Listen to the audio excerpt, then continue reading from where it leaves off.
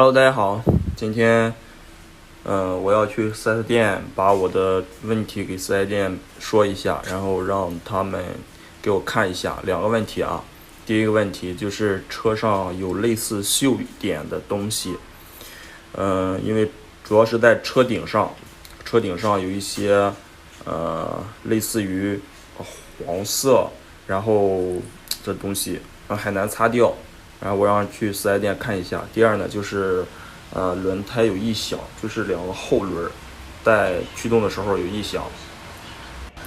然后来到4S店，让他们给看一下。因为今天是工作日，所以车不是很多，一会儿就轮到我了。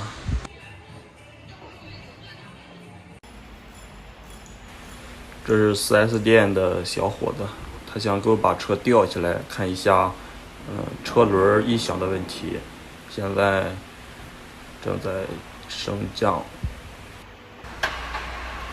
因为刚才也看了一下啊，刚才有一辆新车在那保养，后轮转的时候它也会有响声，主要是因为刹车盘上有锈，所以这个是通病啊。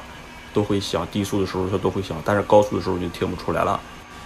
然后这个漆生锈是没有锈的，应该是地上的油，一些松树油，我可能停在树底下了，所以说这个我也没让他磨这个刹车片，没有问题。